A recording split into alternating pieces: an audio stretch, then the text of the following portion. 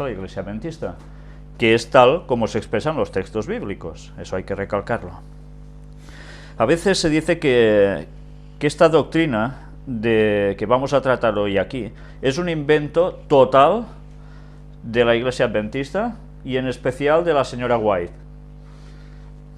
Imaginaos hasta qué punto se puede llegar a decir cosas porque no interesan. Hoy vamos a ver si esto es realmente así o no. ¿Y qué tema es? Pues es precisamente el del juicio. Mirad, si yo me quedo aquí y digo el del juicio, dirá, por si todo el mundo cristiano cree que habrá un juicio, ¿no? O que ya ha habido un juicio o algo así. Pero es que, voy a terminar la frase, el juicio, como dice el título de la lección, previo al advenimiento, o sea, anterior al regreso de Jesús. La cosa es totalmente distinta a solo decir el juicio. Cuando hablamos normalmente de juicio, siempre tenemos en mente, al menos que se sea ya adventista desde mucho tiempo, se tenga muy asimilado como tal, de que el juicio es algo que Dios hará en un cierto momento de la historia para ejecutar algo, ¿no? El juicio final. El juicio final. Se habla tanto del día del juicio final y todo se describe como un caos absoluto, o no, bueno, hay gente que no sabe ni qué pensar al respecto. Pero la Biblia nos habla de un juicio y nos habla, a su vez, de una aplicación de ese juicio, pero no en el mismo momento, y eso debemos tenerlo claro. Vamos a empezar con un texto que se halla en Daniel 7:27 y que nos dice: y que el reino y el dominio y la majestad de los reinos debajo de todo el cielo sea dado al pueblo de los santos del Altísimo, cuyo reino es reino eterno, y todos los dominios le servirán y obedecerán. ¿A quién se le da el reino? ¿Os habéis dado cuenta? ¿Quién dice que se le da el reino aquí? Y que el reino y el dominio y la majestad de los reinos debajo de todo el cielo sea dado ¿a quién? Al pueblo de los santos del Altísimo. Por tanto, ¿a quién? A los salvos. Exacto. A los que van a ser salvos de todas las épocas. Es un momento en los cuales ellos reciben precisamente este reino. Pero cuando reciben este reino, ¿por qué lo reciben? Porque ¿quién más recibe este reino entonces? ¿Jesús ha recibido el reino antes o después de esto? ¿Qué pensáis? ¿Jesús ha recibido el reino de su Padre antes o después de que los santos reciban esto? ¿O conjuntamente al mismo momento? ¿Qué creéis? ¿Lo recibe antes?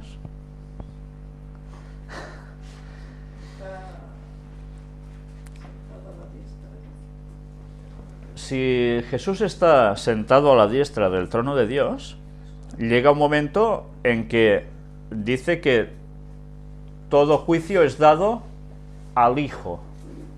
Eso lo dicen los textos bíblicos. Cuando se da juicio a alguien, en la Biblia, ¿qué hacía el rey?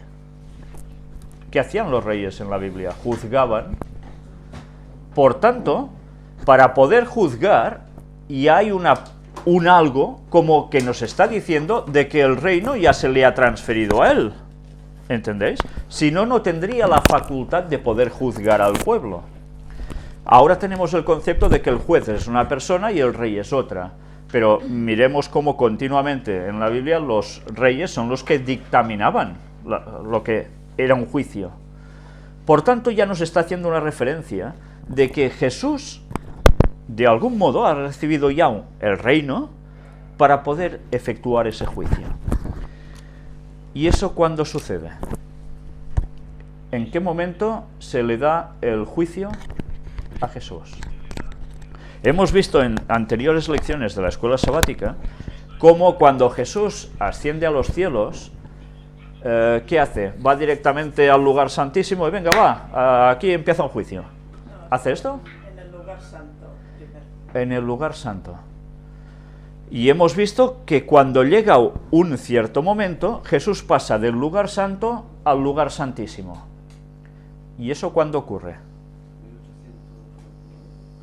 el 22 de octubre de 1844, cuando coincidía con el día, que sería en la tierra, del Yom Kippur, el día especial para los judíos sobre juicio. Entonces, ¿esto qué nos está indicando? ¿Cuándo recibe el reino Cristo? Pues a partir de esa fecha es cuando él empieza a juzgar. Por tanto, es cuando a partir de esa fecha ya empieza a ostentar como rey. Y ese juicio vamos a ir viendo que ¿cuánto tiempo dura? ¿Cuánto tiempo dura este juicio previo al advenimiento de Jesús? ¿Un día? Porque si se habla del día del juicio final, debe ser esto. ¿Es un día?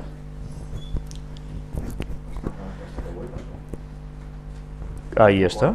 Hasta que acabe el tiempo de gracia. Hasta que acabe el tiempo de gracia. ¿Y eso cuándo es?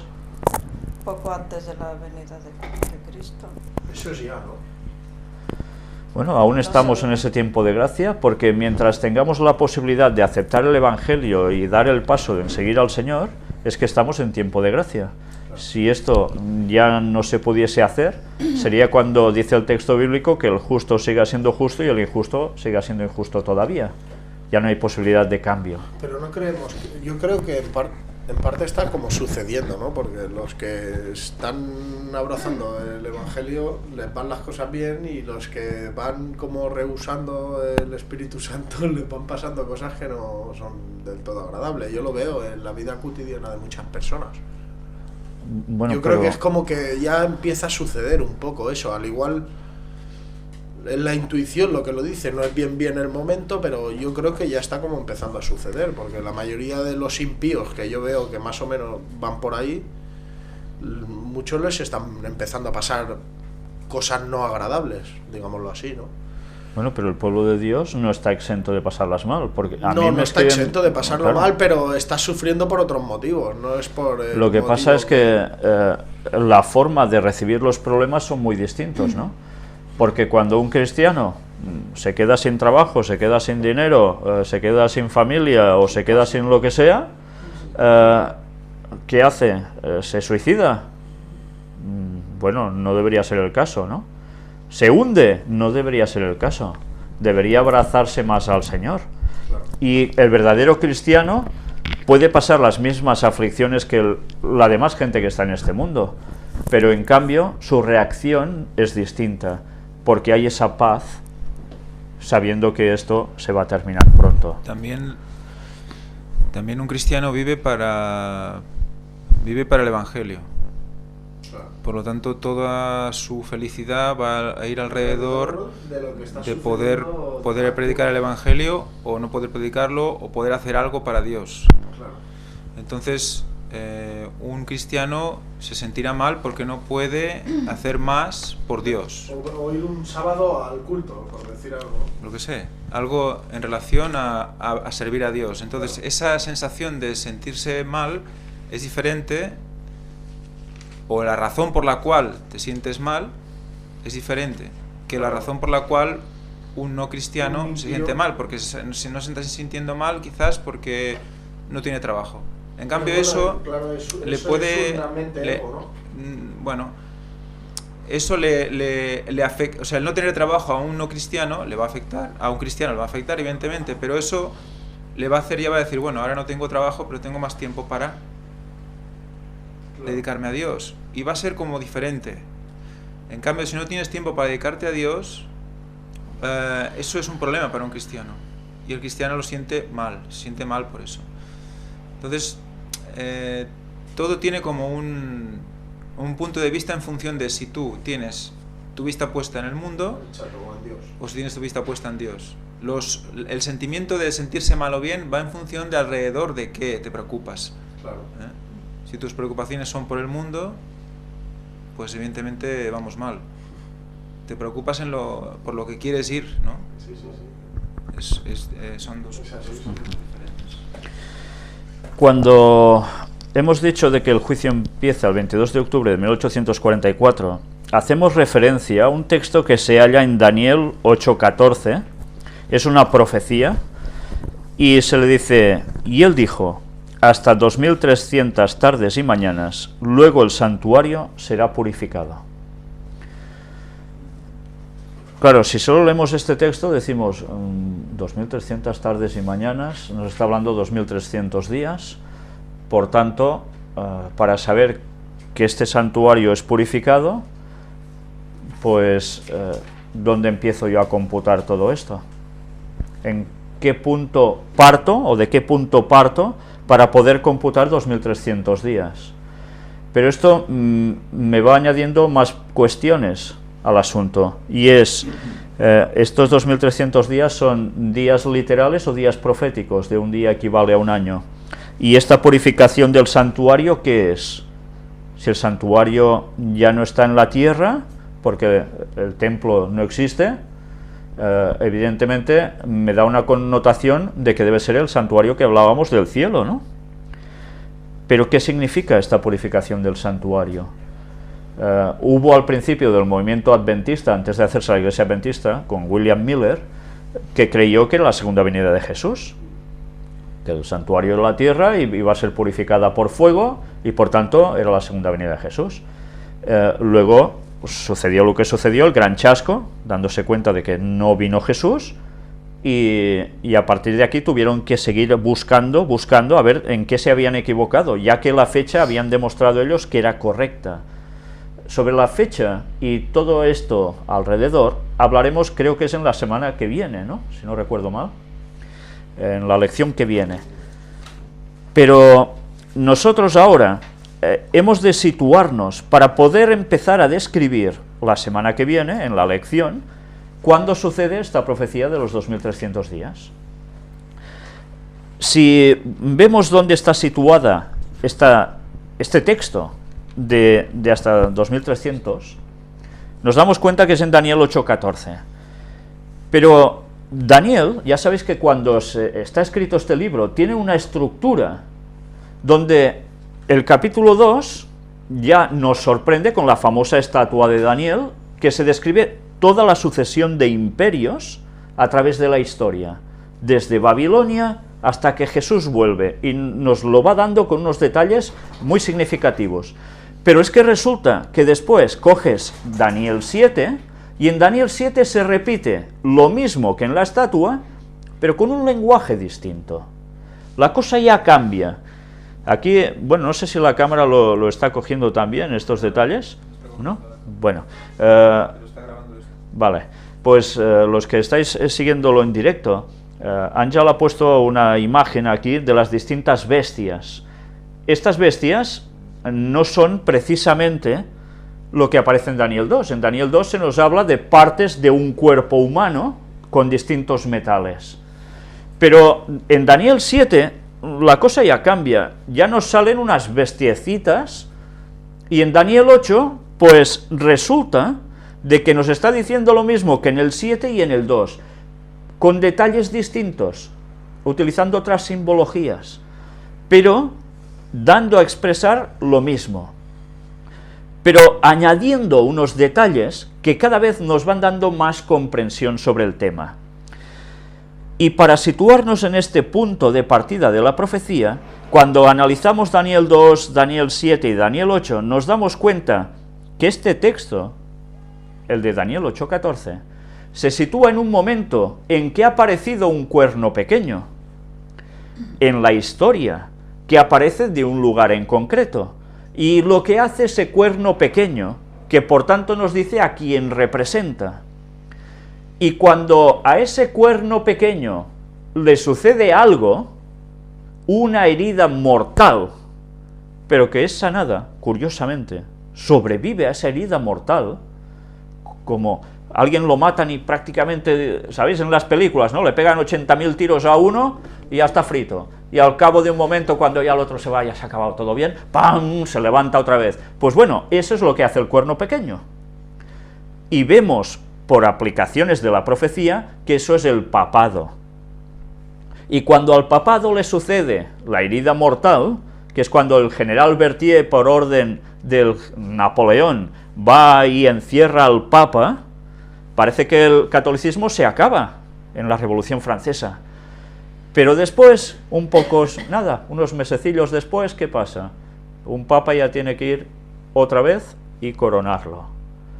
¿Cómo puede ser? Pero si estaba encerrado y parecía que ya se acababa todo, y pum, vuelve a surgir, hasta los tiempos en que tenemos ahora, que ya veis cómo se está cumpliendo el texto que decía, toda la tierra irá en pos de la bestia.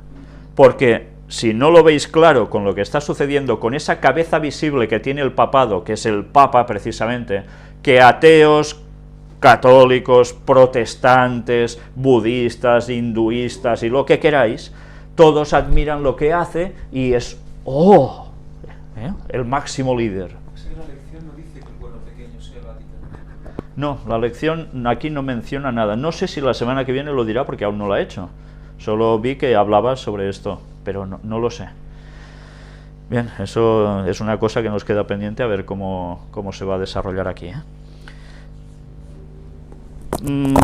Una vez hemos visto toda esta secuencia de Daniel 2, 7 y 8, ya nos hemos ubicado en que cuando el papado recibe esta herida, a partir de allí, prácticamente es cuando va a empezar ese juicio.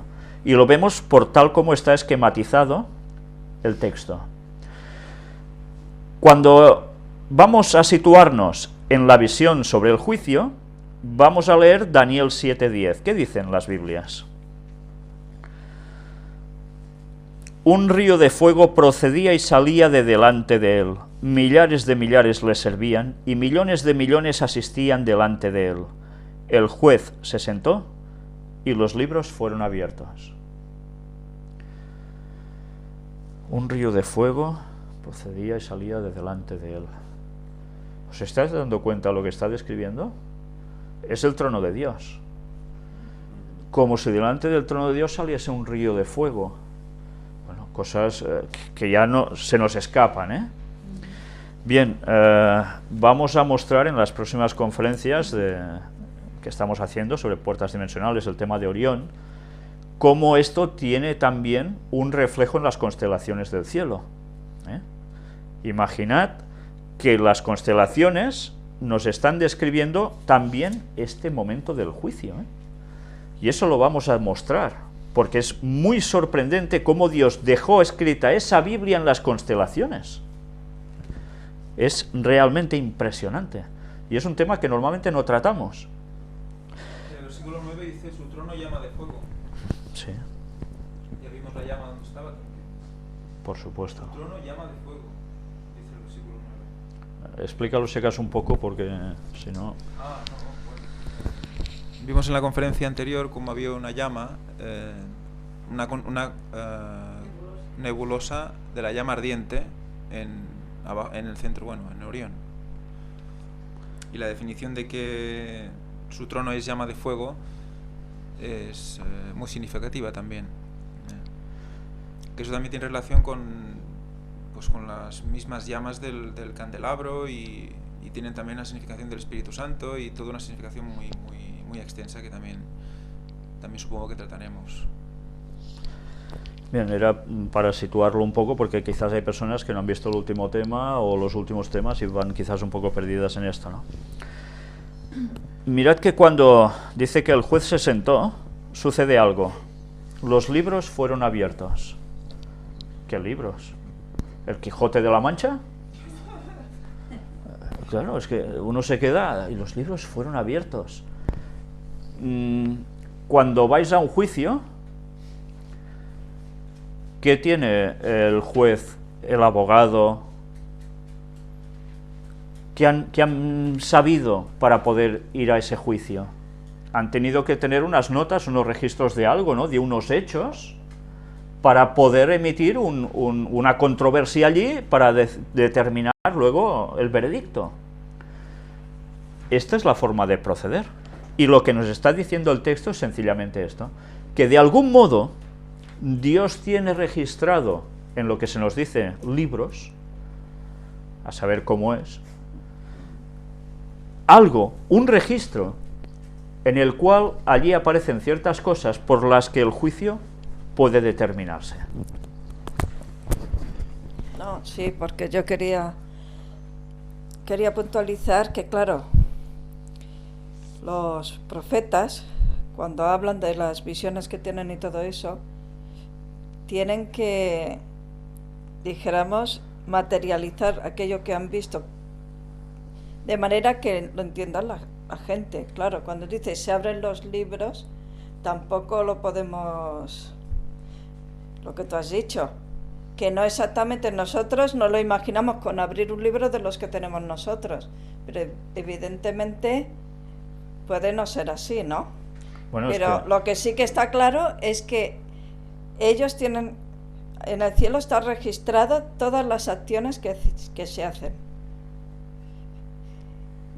En los libros convencionales como los conocemos nosotros, seguro que no, pero algo parecido. Mirad que el concepto que tenemos de libros es automáticamente esto, ¿no? Hay un libro, los libros fueron abiertos, claro, lo primero que te imaginas, claro, de pequeño cómo has subido con libritos y los abres, pero en el tiempo de Daniel los libros eran así, con unas tapas y unas hojas dentro. Eran Pero pergaminos. no sabemos en el cielo cómo son esos libros, si serán rollos, como eran los días de Daniel, Pero mirad, o serán parecidos a los que ahora tenemos. claro, pero mirad cómo las cosas nos cambian desde la perspectiva que van sucediéndose los años, ¿no? En el tiempo en que todo iba con rollos, si alguien leía esto, automáticamente pensaba en un rollo que se desplegaba. Los libros fueron abiertos, pero es un rollo que se despliega. Esto también tiene connotaciones muy especiales, ¿eh? Pero tenemos que recordar que todas las cosas que tenemos nosotros son fabricación humana, ¿no? Los libros que tenemos ahora los tenemos gracias a la imprenta que inventó Gutenberg, no sé qué, no sé cuánto, ¿no? Lo otro, pues eran de diferente tipo porque en aquella época no se conocía la imprenta. En fin, tenemos que tener en cuenta eso, que nosotros estamos familiarizados con las cosas que vemos, pero las cosas que vemos no necesariamente son las que están en el cielo. Sí, sí. Entonces el profeta describe como mejor puede lo que él ve allí, ¿no? También puede ser, como hoy conocemos, un tipo CD, ¿no? Que se Yo creo ponga que en un sí. lugar y se abra No, creo que en sí. una no lo gran sabemos. pantalla y se vea la vida de la persona de cabo a rabo. Si o el sea, profeta vio un libro abierto, él entendía como libro rollo. rollo, posiblemente. Que qui es casaria amb la dona, amb la dona, si no hi ha terme, sí, i així fins a plegades, i que dir, és que encara no es queria entrar al cel, no sé si, pues així no sé si es podria aplicar també això, que canvia tot molt, que No ho sé. no es casen, no es casaran, no, No ho sé, crec que són coses diferents, penso.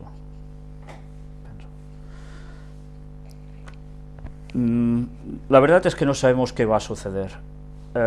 Si eso estará en un CD, si estará escrito a mano, si estará filmado en algo, no lo sabemos. Sabemos que sí es algo que recoge palabras, acciones, pero también pensamientos.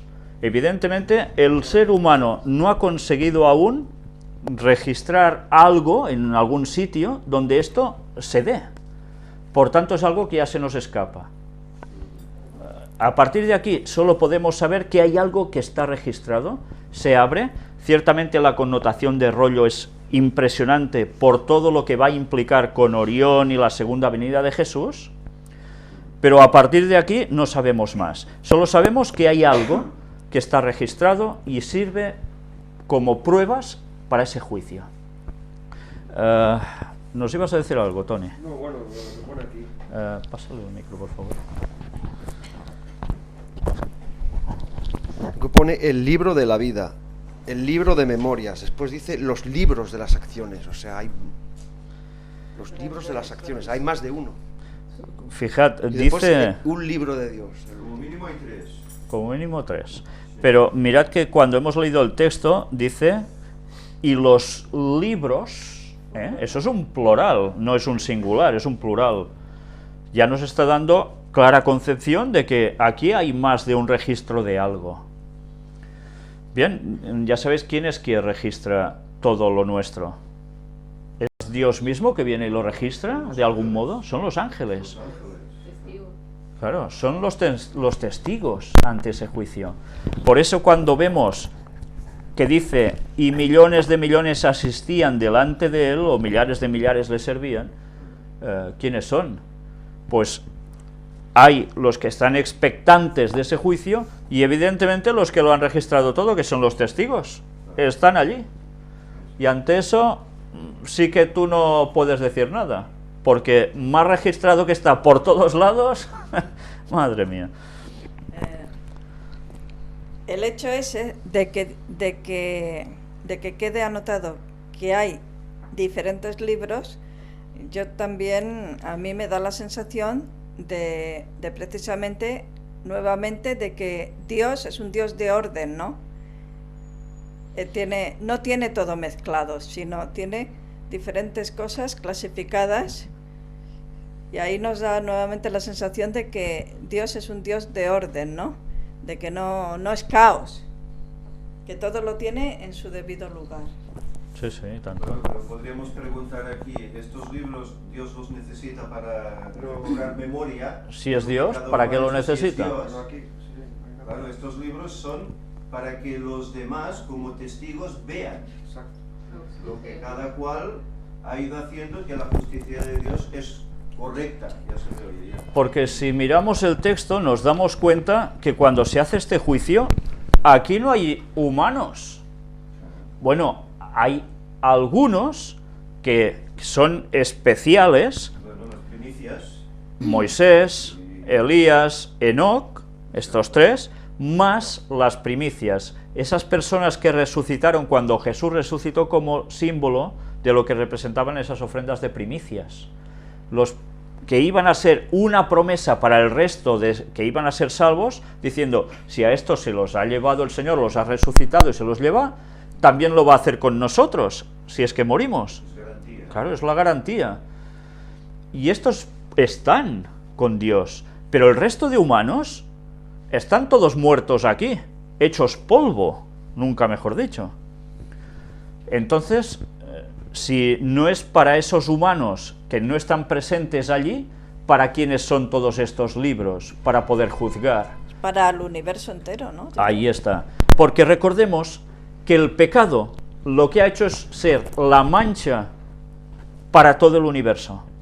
Y todo el universo que no ha pecado, solo en la tierra ha habido el pecado, están pendientes y expectantes de estos pobres infelices, que somos nosotros que estamos aquí durante 6.000 años de historia.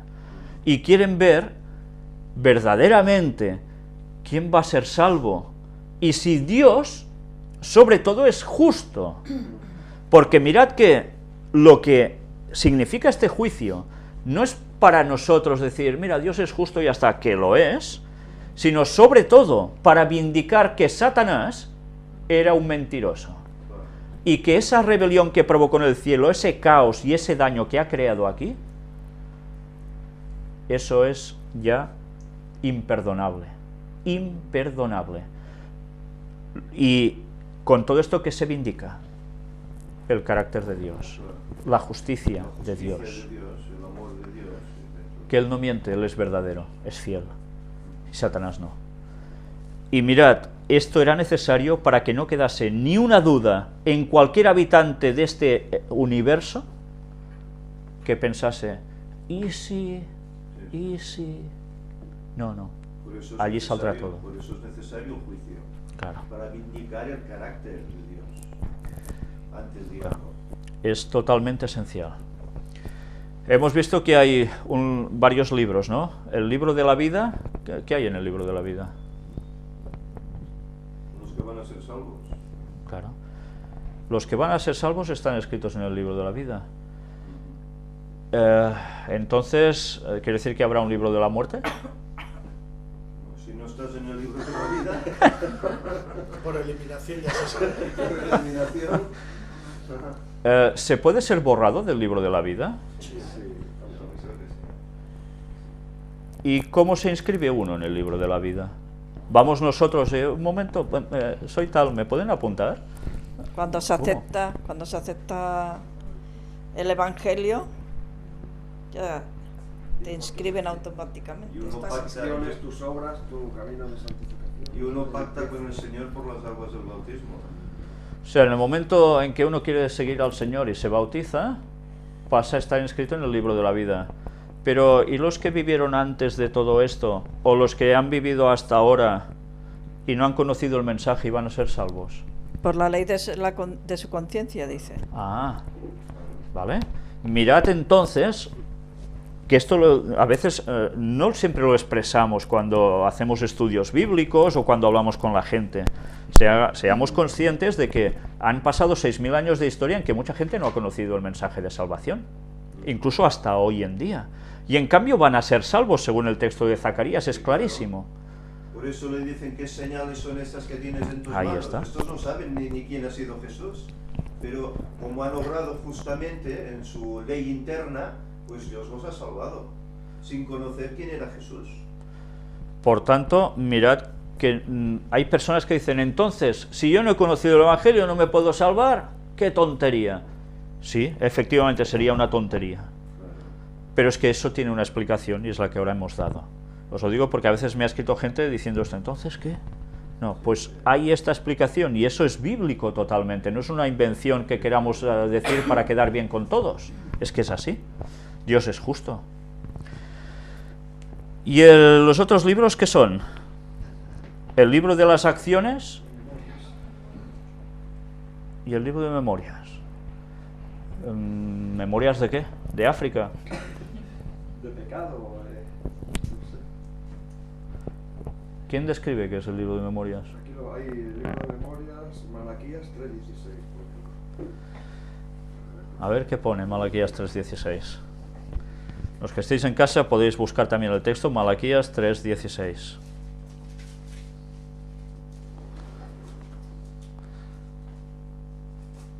Quien lo tenga y quiera leerlo. ¿Lo tienes, Josep? Dice, entonces los que temían a Jehová hablaron cada uno a su compañero, y Jehová escuchó y oyó, y fue escrito un libro de recuerdo delante de él, para que le temen a Jehová y para los que piensan en su nombre. Los que temen a Jehová piensan en su nombre. Aquí pone un libro de recuerdo. De tener memoria, de recuerdo. Los que tenían. Mirad, o sea que en este libro, ¿qué aparece? La gente que teme a Jehová y que, mirad lo que se registra. Para los que temen a Jehová. ¿Y por qué? ¿Qué has leído al principio del versículo?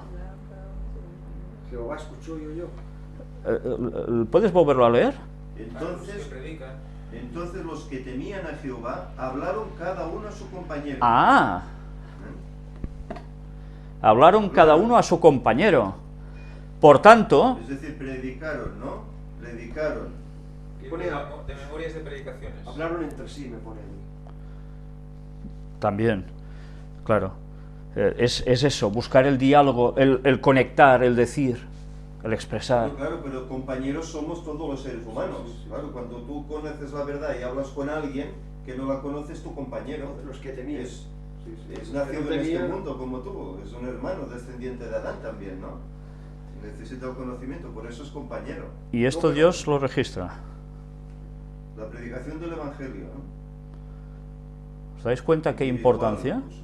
Por eso hay un apartado que dice que, bueno, de una visión de Ellen White, que dice que encontró gente que reclamaban a otros. Dice, ¿y esto lo sabéis vosotros y no nos lo habíais dicho? Claro. Porque somos responsables también de lo que no decimos, ¿no? Sí, sí. Esto es en el tiempo final lo que estás describiendo, ¿eh? Cuando caen esas bolas de fuego y tal. Vosotros que sabíais estas cosas, ¿por qué no nos lo dijisteis?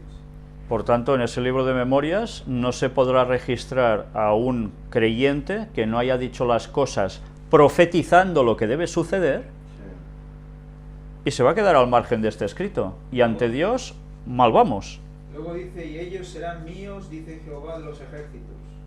Estos. Mi propiedad personal, en el día que yo actúe.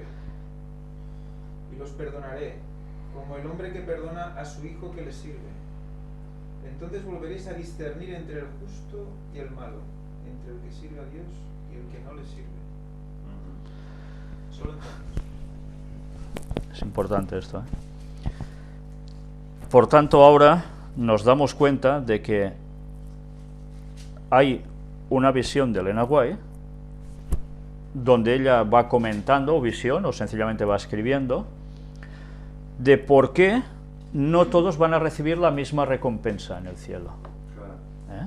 A veces pensamos, mira, somos salvos, ya está, todos iguales y ya está. No, todos iguales, sí, pero no. Porque ella nos dice que quien más haya hecho por el Evangelio va a recibir más. Y quien se ha salvado, eso que dicen, por los pelos, pero ha sido salvo, recibirá también la vida eterna, la salvación por tanto, y muchas cosas geniales y buenísimas. Pero va a haber diferencias. ¿Eh? Y a veces no somos conscientes de esto. En ese libro de las memorias, lo que se registra es precisamente estas cosas, que hay personas que dan su vida por el Evangelio, lo hacen todo por el Evangelio, y otros que sí, van haciendo lo justito, y uy, he sido salvo, uy, casi ¿eh? Entonces, Dios esto evidentemente lo va a recompensar. ¿Sí? Pero así, por lo que entiendo, será poca la diferencia en el cielo y en la tierra, porque si hay tantas cosas que se miden igual que aquí, ¿cuál puede ser? ¿Diferencia? Sí. Bueno, es que hay un orden Pues establecido. Si hay personas que serán superiores a otras, si hay cosas... No se trata de ser superior a otro, Sí. sino de que tendrán una serie de circunstancias distintas a otros. O sea, de privilegios. Por ejemplo, los 144.000 van a ser los que tendrán el privilegio de seguir al Jesús vaya donde vaya. Los otros no. Estos habrán pasado por tal acontecimiento impresionante que serán los únicos que Dios les da una recompensa especial. A los otros no. También mirad que hace distinción entre los que aparecen con un cinto rojo, que significa que han sido mártires, respecto a otros. No es lo mismo dar su vida por Cristo que ir haciendo la vida y ya está. Y Dios eso lo va a recompensar. Dios es justo, pero además es bueno, por eso da la vida eterna a todos. Y que ninguno lo va a pasar mal, ¿eh? Lo que pasa es que no es lógico que si hay personas que lo han hecho todo, hasta dar su vida por Jesús, tengan una recompensa especial. Yo no me negaría que esas personas lo tuvieran, porque decir, sí señor, es súper justo, claro que sí. Luego debemos Es agradecer nomás, o sea, cabe recordar también el concepto de más y de menos para Dios. Recordemos el caso de aquella viejecita que llega al templo y busca entre sus bolsillos y da Todo lo que tiene. todo lo que tiene. Y es, ¿cuánto? ¿Una moneda? ¿Dos? No recuerdo. Dos monedas. Las bancas, que era como si te O sea cae que- algo y ni lo recoges, ¿no? Exacto, o sea que eso, ella no lo da todo, ella lo ha dado todo. En cambio el otro que lo tiró de lo alto para que se oyera cómo caía el dinero Y de lo que le sobraba, y ¿eh? de lo que le sobraba, dice, yo he hecho más que esa mujer. ¿Cuál es la justicia para Dios? ¿Quién ha hecho más para Dios? O sea que no nos sintamos infravalorados y no nos comparemos con quien tenemos a nuestro alrededor y no decidamos nosotros mismos si hemos hecho más o menos para Dios. Simplemente hacer lo que podemos, todo lo que podemos para Dios. Solo eso. Y mirad incluso como esto también tiene un algo más de equivalencia. Todos sabemos que se nos va a dar coronas, ¿no? Al final. Y como dice Elena White, unos tendrán unas piedrecitas como estrellas que brillarán más, que los ángeles las están confeccionando para cada uno de nosotros que vayamos a ser salvos. Y cuantas más personas llevemos nosotros al Evangelio, más estrellitas habrá allí brillando. ¿Y eso qué quiere decir? Que uno que verás, hola, si está todo lleno, y otro dirás, mira, hay una. Ese es un birria, ¿diremos eso? No, porque además la prueba estará en que nadie se considerará superior al otro. ¿En qué momento? Cuando pasemos por delante de Cristo y nuestra corona se la echemos a sus pies. Porque el mérito no es nuestro. Podemos ganar 800.000 personas para el Evangelio. ¿Es mérito nuestro? No, hemos sido instrumentos del Señor que gracias a Dios pues nos ha utilizado para llevar personas al Evangelio. Pero el mérito es de Cristo. Entonces todos somos iguales. Pero, lógicamente, Dios es justo y recompensa como Él cree pertinente. Una estrella no es igual a un estudio bíblico. Hay eso, hacer estudios. Una estrella no es igual a dar estudios bíblicos. No. No. También el concepto ese no lo tengamos como que hay aquel va a tener como 15 estrellas porque... Es una conversión por tu medio.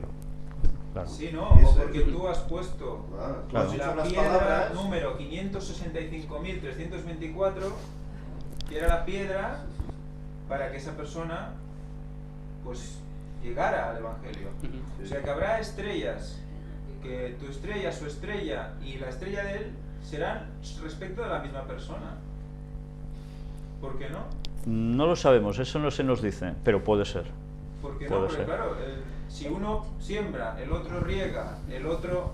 ¿Quién es más importante? ¿El que siembra, el que riega, el que recoge?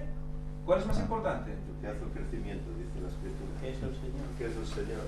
Sí. Pues Claro. entonces, Los demás son ¿a todos quién le pones la siervos estrella? Y ya está. ¿A quién le Sí, pones sí. la estrella? Todos son siervos de Es Dios. lo que Porque, iba a decir. cuidado porque quizás tengamos Sorpresillas. sorpresillas, No nos pongamos, Sí, no, es que a sí. veces da la sensación de que nos infravaloramos, nos machacamos con el tema y solo viviendo como Dios quiere vamos a tener sorpresas. Bueno, es que incluso eso sucede dentro de las iglesias con los pastores que bautizan. Se pasa el registro a la Unión Española Adventista, ¿y qué sucede? Ah, mira, este pastor este año ha bautizado a no sé cuántos, y el otro, poquitos, y además el mérito resulta que no es de ese pastor que ha bautizado tantos, porque es que resulta que han sido miembros que han llevado a esa gente allí. O sea que mirad cómo en este sentido no hay números que valgan. Dios es el que será justo para hacer las cosas como hay que hacerlas, Los números son ficticios. por supuesto. ¿Sí, Hay Carlos? un versículo en el que la madre de Juan y Jacob van a Jesús para que sus hijos se sentaran a la derecha y a la izquierda Sí. con él.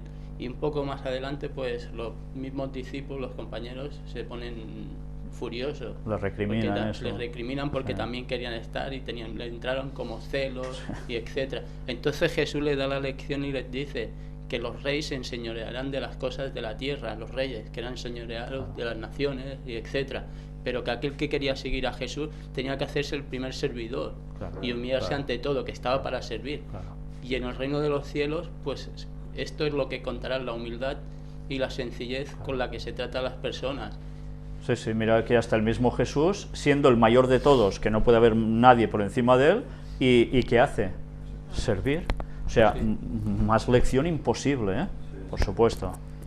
Y sobre todo tengamos en cuenta que nos está pasando algo, es que ahorita nosotros tenemos mentes carnales de una cierta manera, pero ya en el cielo todo esto va a ser transformado. Entonces ya ahorita no podemos pensar como que ya estamos en el cielo. Entonces allá cuando estemos en el cielo realmente no vamos a pensar este es más que mí o aquel otro, porque nuestra mente va a ser renovada. Ahorita nuestro concepto, porque vivimos en este mundo, porque nos rodeamos con esos conceptos de inferioridad y superioridad, no podemos entenderlo, pero cuando vayamos a la tierra nueva, todos nosotros vamos a ser transformados, entonces allá no vamos a poder pensar como estamos pensando ahorita. Claro. Sí, sí, totalmente cierto. Que nos están vendiendo todo, absolutamente todo. Nos venden eso, un líder. Y nos enseñan desde pequeños a intentar ser líderes y a generar, y si no ser líderes, pues conformarte con ser un seguidor. No hay un término medio, no somos todos iguales. Y eso pasa fuera y dentro de la iglesia. Mucha gente se acomoda en la figura del pastor y viven para ir a hablar con el pastor y explicarle todo al pastor como si fuera un confesor. Y otros en líderes de grupos que se hacen, ¿eh? Sí. Ya se les llama líderes de grupo, precisamente. Sí, claro, es que ya le pones una etiqueta a una persona cuando no debe ser así. Un pastor pues debe ser un gestor de talentos. Es Un guía espiritual. Bueno, más que un guía, sí, pero es una persona que gestiona cosas. Dios lo pone allí para que gestione y entienda y vea los talentos de cada uno y los comprenda y los haga pues florecer aún más, ¿no? Es decir, poner la ayuda, la piedra, y que les sirva también a los demás, por supuesto. Para edificar, porque dice que la iglesia es eso, edificar. Yo pongo una, tú pones otra, tú me dices, oye, pues parece que no, o yo digo, bueno, pues parece que sí, y esa discusión, entre comillas, edifica a la iglesia. Una sola voz no edifica a la iglesia. Además se escriben libros y se editan que nos dicen para hacer líderes. Eso es católico, eso. Claro, es que eso es jerárquico, es piramidal. A ver, ¿un líder nace o se hace? ¿Nace o se hace? Se puede hacer de una forma... Parece una tontería lo que estoy preguntando, Y se puede hacer. Aquí está. O sea, Dios utiliza ciertas personas y las pone delante porque sí que es cierto que como humanos solemos tener la tendencia a seguir líderes. Pero ¿qué tuvo que hacer con Moisés? Vamos, más líder que Moisés, aguantar todo ese pueblo de no sé cuántos millones, dale que te pego, era un líder nato. ¿Y por qué era líder? ¿Por qué él quiso ser líder? No, pero Dios sabía que él tenía unas facultades innatas por genética, más todo lo que él había ido haciendo, que puliéndolas podía llevar a Moisés a ser el líder de toda una nación. Y mirad, lo que hace el líder, hacen las masas. Y esto es algo que a veces decimos, no, cada uno hacemos la nuestra, pero no es verdad. Por eso se dice que cada país tiene los líderes políticos que se merece, porque hay una refracción entre unos y otros. Si el líder veis que es un corrupto que hace lo que le da la gana y aquí no hay justicia que valga, ¿qué hace el pueblo? Pues anda que no, si lo hace ese, yo también, como está arriba. Y en cambio, si hay una persona íntegra que hace las cosas bien y tal, ¿qué le sucedía al pueblo de Israel? Subía un rey, o en Judá, en cualquiera de los dos reinos, hacía el bien, todos iban bien. Subía otro, hacía el mal, todos hacían el mal. Claro, eso es cierto, había 4, como siempre, un residuo, un remanente, que seguían fieles pasara lo que pasara. Pero somos así, los humanos. El líder auténtico es aquel que estudia la palabra de Dios, vive conforme a la palabra de Dios, es obediente a los mandatos divinos. Ese es el que se forma como líder. Ese. Lo demás se puede construir de una forma ficticia, materialista, como quieras llamarlo, pero no es un líder adecuado. Si hablamos en términos políticos, no están poniendo los líderes que les interesa que hayan en los gobiernos. Ya sabemos que quien sube al poder no es el que manda. Hay todo lo que hay detrás de sociedades secretas, Vaticano y demás, que son los que mueven los hilos para que suba quien tenga que subir. Ellos preparan los líderes que interesan para ese momento. Y que pueden ser unos patatas de cuidado. O pueden ser gente muy brillante, dependiendo lo que ellos quieran buscar. Ya nos han enseñado en sus universidades. Ahí está. Ahí está. Entonces, ¿esto se puede aplicar al pueblo de Dios? No, pero lo estamos haciendo paralelo, lo estamos haciendo imitando estas cosas también, porque los vamos subiendo, porque este es fulano hijo de fulano, pues este ya tenemos que trabajarlo para que pueda llegar a ser, Claro, si es mengano hijo que no conoce a nadie, pues este le va a dejarlo hablar, ¿no? Y vamos así, normalmente. El tráfico de influencias, vamos. Exacto, el tráfico de influencias. Bueno, pues hemos de ver que Dios se rige por otros parámetros. Y nosotros debemos buscar esos parámetros, antes, los divinos. Yo recuerdo ya con los años que llevo en la iglesia, antes un líder se hacía una persona que era honesta, que era íntegra, que era espiritual, que conocía la Biblia de pe a pa, que la vivía, que la transmitía. Ese era un buen líder. pero luego los parámetros cambiaron. Luego lo que dices tú, el tráfico de influencia, se ponían gentes, como aún se está haciendo ahora, que no sirven, que están llevando al pueblo a la masacre, lo están llevando desviado completamente de su rumbo. Y estos son los líderes. Y eso pasa cuando, y de eso hay gente que ha escrito también, cuando una denominación ya tiene unos años y se va prolongando en el tiempo, que se empieza a recargar de estas tonterías. Sí. Por inercia, ¿eh? Ya hay tantos años, ha habido gente que han sido líderes, estos tienen sus hijos, tienen su peso y empiezan todas estas bobadas, ¿no? Entonces, la culpa es que no estamos haciendo lo que debemos hacer, ni decir lo que debemos decir, para que Cristo vuelva. Ahora mismo en la iglesia hay cargos, ¿no? Hay cargos de diáconos, cargos de ancianos, de departamentos, etc.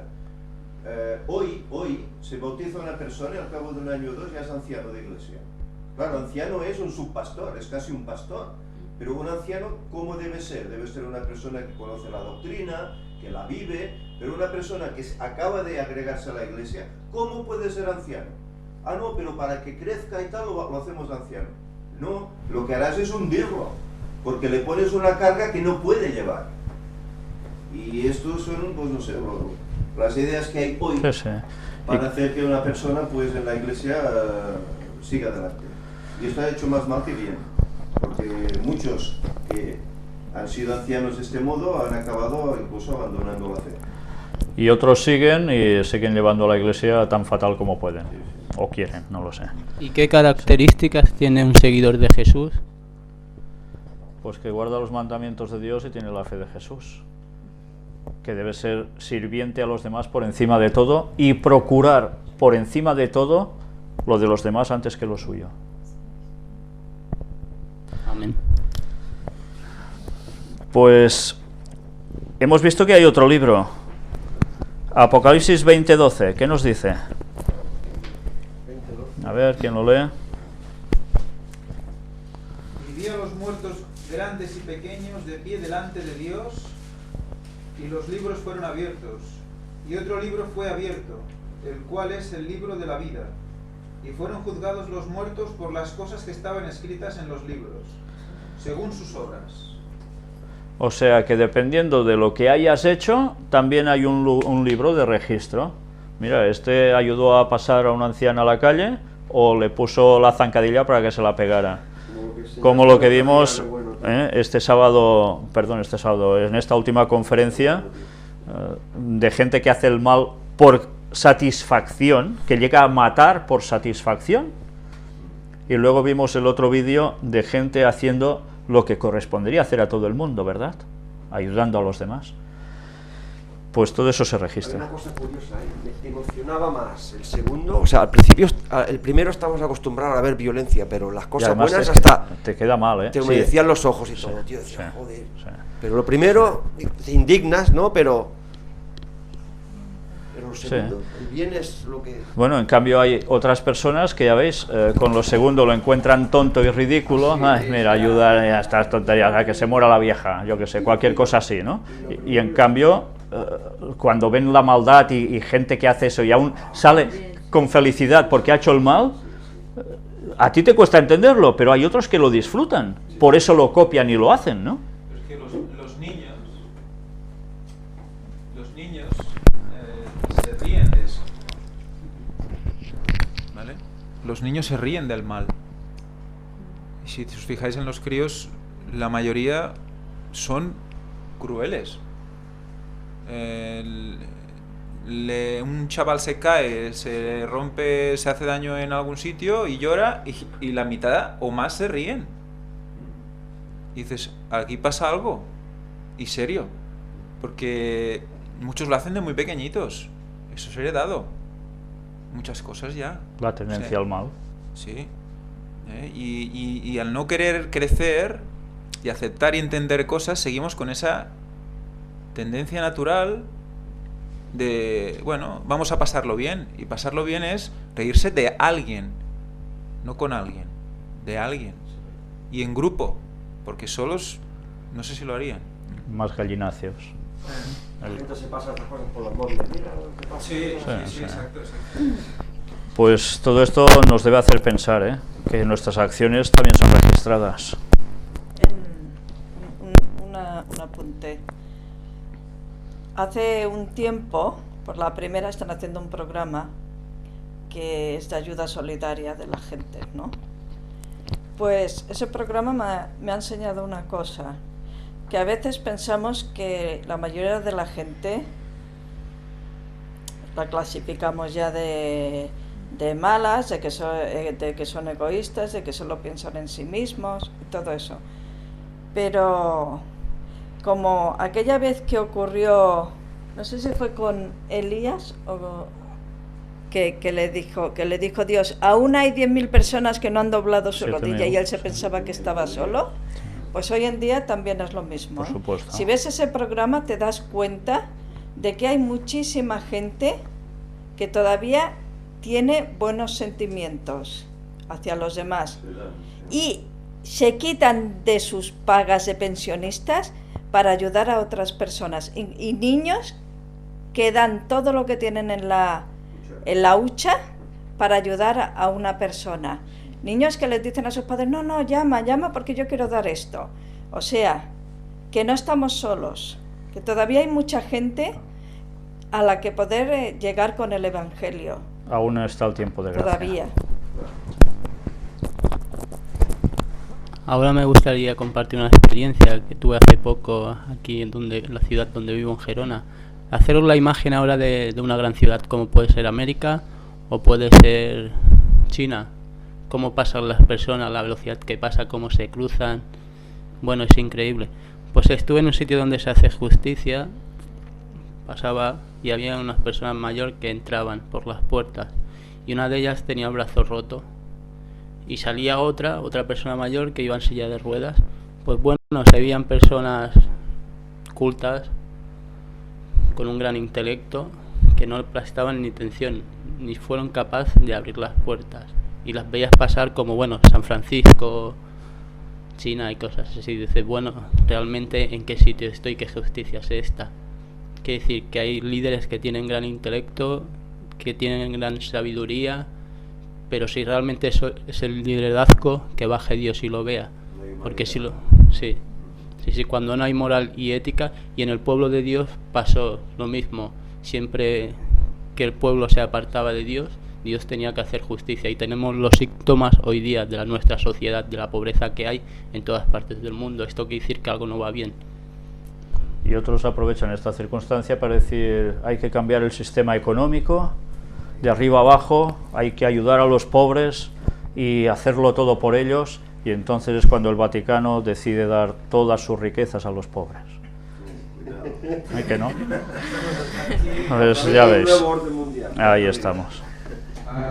Agromita dice, sí, pero en ese programa ensucian la generosidad, ayudan a mucha gente que no necesitan. Está hablando del programa yo no lo sé. No lo sabía, no tengo ni idea. A mí todo lo que sale por la televisión tiene su doble filo. Siempre, claro. Piensa que están jugando con el sentimiento de pena. Para crear audiencia, además. Primero eso, crea audiencia, y luego la pena es una emoción impulsiva. Tú ves algo y rápidamente en ese momento te llega el sentimiento y en ese momento pues das lo que sea. Pasan 10 minutos y dices, ¿pero qué he hecho? ¿Realmente lo necesitaba? O sea, se genera una música alrededor de todo, se genera un ambiente alrededor de todo, una persona llorando, etcétera, etcétera, y eso, a veces se utiliza eso para captar ese dinero, y no sabemos toda la historia. Es un poco difícil de ver si estás haciendo lo correcto o no. Bueno, mirad incluso como en el vídeo que mostramos este último día, sobre esas buenas acciones que hacían, si ese vídeo tú lo ves sin música, ya te toca, pero si se pone una música sentimental, ya, ay, que me salta la lágrima. Mirad cómo es fácil manipular nuestros sentimientos, ¿a través de qué? nuestros sentidos. Yo quiero Entonces, apuntar algo que estaba diciendo Ángel ahorita, y es algo importante. Cuando habla aquí que hay un libro que se están escritas todas nuestras obras, sean buenas o sean malas, recordemos lo que dice Elena White, que sobre todo lo que se va a juzgar no van a ser precisamente nuestras acciones como tal, sino que lo que hay, el motivo detrás de esas acciones. Porque si nosotros nos ponemos a ver, por ejemplo, al líder del Vaticano, al Papa, ¿cuántas obras hace? Visita a los enfermos, abraza a los desfigurados, todo lo que vemos. Entonces cualquiera diría, ya tiene ganado el cielo. Pero ¿qué hay detrás de esas acciones? ¿Por qué lo está haciendo?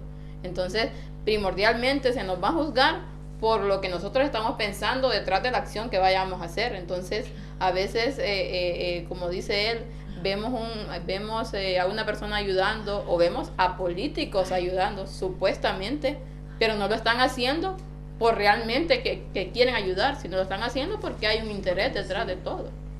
Y lo mismo, las personas que tal vez hacen alguna cosa que no es que no está bien, pero hay que ver qué es lo que está pasando con esa persona detrás de todo eso. Entonces no podemos nosotros juzgar. Exactamente, ahí se aplica mucho. Claro. Por eso en los registros del cielo estas cosas están y nosotros no siempre lo sabemos ver o podemos ver. Por eso la justicia de Dios es la verdadera justicia, que aquí eso es imposible de poder hacer. Porque Él puede ver todo lo que estamos haciendo, supuesto. lo que nosotros no podemos ver. Pues bien, si seguimos viendo, ¿alguien quería decir algo más? ¿Querías decir algo, Tony? No, bueno, que yo he dado. Yo en el programa antes lo hacían en Canal Sur y yo, o sea, he llorado con la gente, con eso que porque te emociona, ¿no? Y te dan, o sea, tú llamas y te dan el número bueno, le dan tu teléfono a la persona que está pidiendo y luego esa persona te llama y tú hablas con ella y le ingresas, te dan un número de cuenta y tú le ingresas. Yo le he ingresado dinero a gente, pero juegan con eso. O sea, te emocionas y... Claro. Pero sí, o sea, te hablas con la persona directamente, no por medio de nadie. No sé. Sí, Yo he dado dinero porque, o sea, he visto la desgracia y digo, hostia, no puedo quedarme. Yo tengo dinero, esa persona no tiene hijos, están pasándolo mal, pues toma. No. Pues bien, cuando hemos visto el proceder del mundo, ya hemos de saber un poco por dónde nos la quieren pegar, ¿no? A veces hemos de ser conscientes también de eso. Luego aquí nos habla de distintas cosas la lección. No sé cómo vamos de tiempo. Es que no hemos avanzado mucho y no hay predicación hoy, ¿no? No. Bueno, pues si seguimos avanzando, me gustaría leer una cita de Elena White que aparece en la parte del lunes, que dice: el hecho de que los hijos reconocidos de Dios están representados como de pie delante del Señor con ropas inmundas debe inducir a todos los que profesan su nombre a sentir humildad y a escudriñar profundamente su corazón. Los que están de veras purificando su alma y obedeciendo la verdad tendrán una muy humilde opinión de sí mismos. Pero aunque debemos comprender nuestra condición pecaminosa, debemos fiar en Cristo como nuestra justicia, nuestra santificación y redención. No podemos contestar las acusaciones de Satanás contra nosotros. Solo Cristo puede presentar una intercesión eficaz en nuestro favor. Él puede hacer callar al acusador con argumentos que no se basan en nuestros méritos, sino en los suyos. ¿Cualquiera de nosotros podría ser salvo ante Dios por méritos propios? ¿Y por qué a veces somos tan engreídos y tan chulos de yo soy el mejor haciendo esto, más que el otro y no sé qué? ¿Por qué? Si es absurdo. Delante de Dios somos unos miserias y solo porque Cristo ha pagado por nosotros y va diciendo: tranquilo, Satanás, que yo he pagado, no vengas con historias, tus argumentos ya no sirven. Dice que los nombres de los salvos, ¿dónde los tiene esculpidos? En las palmas de las manos, donde fue traspasado en la cruz. Por tanto, el mérito de ser salvos es siempre de Cristo y esto nos debería ayudar de un modo total a ser humildes. Es por eso que nosotros a veces se nos pasa por alto o se nos olvida lo que dice aquí, que hay que escudriñar nuestro corazón profundamente. Sobre todo que cada día, pero no solamente, no una vez a la semana, sino que todos los días debemos realmente examinarnos a nosotros mismos, debemos de ver quiénes somos realmente, porque de esa manera nosotros podemos ir a Jesús, podemos necesitarlo, pero si nosotros no estamos escudriñando nuestros corazones y viendo realmente quién soy yo, que no somos nadie, somos pecadores y solamente la justicia y la gracia de Dios es la única que nos puede salvar. Entonces, pero si no estamos escudriñando, como dice la palabra de Dios y como dice Elena, que todos los días debemos de escudriñar nuestros propios corazones, todos los días debemos de saber realmente qué estamos haciendo por Cristo, qué estamos haciendo por nuestra salvación. Ayer estuvimos haciendo el estudio bíblico respecto de algo parecido a eso, ¿no? Que nos dice, parad, mirad y preguntad, ¿no? Y recordábamos los textos de Pablo que decían, cada día muero. Y cómo debemos ser criatura nueva. Y la nueva creación se da cada vez que tú te arrodillas y tú mueres. Y cuando te levantas, vives otra vez. Por eso es un trabajo diario, una exposición diaria, un examen diario. Sí, sí. Pero ya no es que tú te juzgues a ti mismo, sino que tú te pones ante Dios y ya expresas a Él todo lo que llevas dentro, que te carga y que tú identificas porque conoces los mandamientos. Es muy importante. Los mandamientos son lo que te ayuda a identificar el pecado. Pues mira, yo comparo con el mandamiento y sé que tengo estos. Pues yo los expongo. Y ahí Dios los coge. Y tú te vacías y vives. Porque te purificas. En ese momento eres como blanca lana otra vez. Entonces es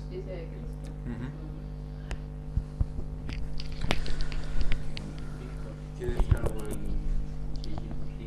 Sí.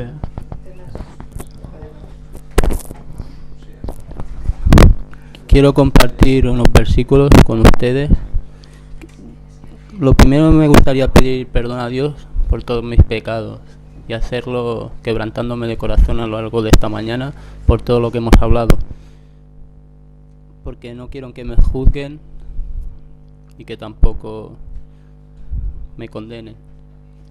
Y si alguien lo tiene que hacer, que lo haga Dios y no el hombre.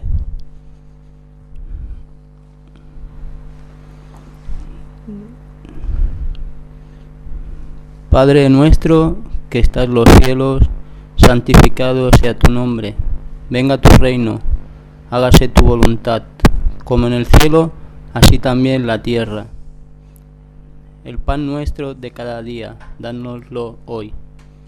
Y perdónanos nuestras deudas, como también nosotros perdonamos a nuestros deudores. Y no nos metas en tentación, mas líbranos del mal, porque tuyo es el reino, y el poder, y la gloria, por todos los siglos. Amén. Después Mateo 6 dice, guardaos de hacer vuestra justicia delante de los hombres, para ser salvos de ellos. De otra manera no tendréis recompensa de vuestro Padre que está en los cielos. Bueno, claro, la oración del Padre Nuestro es muy significativa, ¿no? Es la que más es íntima de nuestra relación con Dios y viceversa. Pero bien, mirad que estamos viendo que todo el rato es un tema de juicio, y en ese juicio es que no se va a escapar nada, no se va a escapar nada. ¿Y cuándo termina este juicio entonces? Hemos visto que empezará, y eso lo veremos más la semana que viene, el 22 de octubre de 1844, a partir de allí se inicia, juicio investigador, registrar todo esto, que empieza por el pueblo de Dios, recordemos, esto ya lo presentamos anteriormente, no empieza sobre los que no van a ser salvos, sino sobre los que dicen que iban a seguir a Dios desde Adán hasta el último que viva, y al final, ¿cuándo se acaba esto? ¿Cuándo termina este juicio? ¿Qué fecha? ¿Hay una fecha definida para que se termine el juicio? ¿Alguien la sabe? ¿Ha terminado ya? O sea, sabemos que no ha terminado, porque si hubiese terminado, ya hubiesen caído las 7 plagas. Al menos la primera de ellas ya la veríamos por algún sitio, y no ha acontecido. Por tanto, ese juicio aún sigue. Y ya no se podría predicar más el Evangelio. Ni nadie podría cambiar de bando. El que es injusto sea injusto y el que es santo sea Pero se acaba el santo. tiempo de gracia, pero claro, ¿cuándo se acaba? cuando Bueno. empiezan a caer las placas. Falta poquito, ¿no? Claro, falta un lapsus de unos pocos años, pero no sabemos en qué momento definido eso se termina. Y esto de la lluvia tardía. La lluvia tardía, bueno, ahora quizás nos vamos un poco del tema, ¿no? Pero la lluvia tardía es algo que debe acontecer antes de que esto se termine. Antes de que se vaya el tiempo de gracia, porque Claro, cuando- si no ya no tendría El tiempo de sentido, gracia ¿no? Ya no hace falta. Eso que es hecho antes, o sea que va restando y Y- estamos cada vez más cerca de eso. Y hemos de decir, quizás para los que se incorporan, que no saben mucho de qué va el tema de la lluvia tardía es tal como hubo una lluvia temprana con los discípulos en Pentecostés, cuando recibieron esas lenguas de fuego, para que los llenó y empezaron a predicar con un denuedo tremendo, y a partir de allí el Evangelio llega a una generación prácticamente a todo el mundo conocido. Ahora, al fin de los tiempos, esa lluvia tardía va a ser algo parecido, pero aún mucho más potente. Y es lógico que sea mucho más potente, ¿no? Porque ahora el mundo conocido es entero. Por tanto, hará falta además, en unos momentos en que la maldad es y va a ser prácticamente total, que eso llegue con toda la potencia dentro de cada uno de nosotros, que el Espíritu Santo nos llene de tal modo que podamos salir a predicar como sea a quien sea. Y es cuando habrá grandes señales y prodigios hechos por el pueblo de Dios, porque recordemos, eso va a ser necesario porque Satanás estará obrando del mismo modo. Entonces, además nosotros deberemos argumentar con el texto que está aquí, porque la gente dirá, este me sana, este también, pero resulta que este cree A y este cree B, nada que ver. Entonces, ¿A quién me sigue? claro, a la ley y al testimonio, no quedará otra. Y Dios tendrá que insuflar a su pueblo todo el poder necesario para que hagamos y terminemos esa labor. Y la gente deberá decidirse. Pues eso es la lluvia tardía. Y la lluvia tardía se termina también en el momento en que todo el mundo ya hace su decisión. Cuando todo el mundo que esté vivo conozca la verdad y se pueda decidir en pro o en contra. No sabemos en qué fecha va a suceder eso. Yo no lo sé, Ángel, ¿tú lo sabes? No, ¿De que no. O sea, pasa que Elena ¿No? White habla de que el tiempo de gracia, o sea, de que el fin del tiempo de gracia es progresivo, de que los que son conscientes de que se está yendo el tiempo de gracia, que se está acabando, son los que realmente están convertidos, cuando ya no hay vuelta atrás, porque verán a los demás totalmente descolocados. Pero entonces hay personas, según eso, habría personas que sabrían que ya se está acabando el tiempo. Yo eso no lo veo claro, Lo sabrás porque dice que habrá un tiempo de angustia, cuando ya el que es injusto y el que es justo habrá un tiempo de angustia en el que la persona que sea salva estará sufriendo porque no sabrá si va a ser El salva. tiempo de angustia es posterior. Cuando se retira el Espíritu Santo. Pero El si es tiempo de angustia cuando ya posterior, has hecho todo lo que podías hacer. pero si es posterior, tú anteriormente tampoco vas a saber si es No, pero si ya tú lo que estás ves ahí. es el aumento de la maldad a tu alrededor. Cuando ves que todo se ajusta a las definiciones de Pedro, creo que es, no sé si es Pedro o Pablo ahora, de cuando dice que define a la gente del tiempo del fin, faltos de amor, faltos de afecto natural, faltos de toda aquella definición, y ves que todo a tu alrededor se está convirtiendo cada vez a peor, que gente que parecía que era buena, luego resulta que empiezan a hacer lo malo, pero sin entonces ya dices, no, es que ¿qué está pasando aquí? Hay un, Sí. hay un punto clave, ¿eh? Pero es que la percepción de Hay- cada hay un uno es punto. que ya estás en ese tiempo. Recordemos que hay un punto que es claro y definido, y es la ley dominical. Cuando sale la ley dominical es un margen de tiempo que desconocemos exactamente cuánto va a ser, en el cual sabemos que el tiempo de gracia ya no va a durar mucho. En el momento en que oigamos desde Estados Unidos que se decreta el domingo como día de reposo, y automáticamente, al cabo de muy poco tiempo, eso se transmita por todo el mundo, esa misma ley dominical, sabemos que el tiempo de gracia ya está retrocediendo segundos, pim, pam, pam, y va a llegar un momento en que será cero. ¿Cuánto va a pasar? ¿Un mes? ¿Un año? ¿5 años? Hay teorías para todo en eso. La gente intenta sacarlo como sea. Yo la verdad no lo he encontrado aún. Pero sea como fuere, quiere decir que ya nos podemos ir preparando, porque el margen no va a ser muy largo. Y recordemos que nosotros tenemos más responsabilidad, porque los que conocemos este mensaje de la verdad, mensaje adventista, pero el real, el tiempo de gracia se acaba mucho antes que para las demás personas, porque el momento que hay la ley dominical, para los que conocen la verdad, para los adventistas, se acabó. Ahí está, ya tu nombre ya está sellado. Allí se tienen que Ahí definir, se tiene que o sí o no. o sí o no, en ese momento. Entonces, para las personas que conocen la verdad, como está dicha en la Biblia, mucho antes, recordemos que el tiempo de gracia se acaba primero, que para los demás, que cuando el fuerte pregón se dé. Mirad que incluso Elena White nos hace referencia a que cuando llega esta situación, va a haber gente que no ha aceptado hacer el pacto con Dios aún, porque lo ha frenado, ¿qué dirán en mi casa? O mi mujer, o mi marido, o mis no sé qué, o, ostras, si hacía el paso de guardar el sábado me quedaba sin faena, no.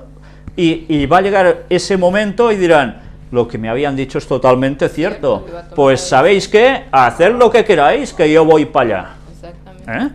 Y en esos momentos hay esa definición, y es cuando muchos de fuera entrarán a formar parte del remanente de Dios, con una valentía que cortarán con lo que haga falta para seguir, porque saben que eso se acaba. Hay muchos mensajes que van Todo. al unísono, como es el descenso del Espíritu Santo en la lluvia tardía, como es el fuerte pregón, como es la ley dominical, todo será prácticamente al unísono. Muy seguido todo. No olvidemos la ley en el cielo y en la tierra.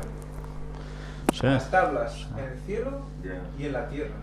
También a la par de la ley dominical. Va a ser un detonante Pero eso total. también saldrá cuando se decrete la ley dominical. Sí, Luego sí. serán expuestas las tablas. Veremos. Tiene que ser pegado, porque para que en cuanto Satanás pega el golpe, Dios sala y dice, no, esto no es esto. Veremos Lo que en pasa la... es que en ese momento yo dudo que estemos pensando en cuánto terminará, porque creo que estarás por la labor. Si tú has sido llenado del Espíritu Santo, estarás por la labor de predicar, y no estarás pendiente, ¿se termina o no se termina el tiempo de gracia? No estarás pendiente en esto. No, se pero... terminará y ni cuenta te darás.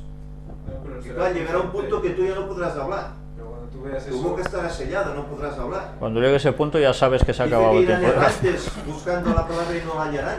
Vendrán a ti y tú no se la podrás dar, porque tu boca estará sellada. Entonces habrá terminado el tiempo de gracia. Cuando tú ya no puedas hablar, se habrá terminado el tiempo de gracia. Sí, sí. Y mientras tanto habrá habido pues la persecución y habrá habido todos estos acontecimientos que son al unísono, son todos paralelos.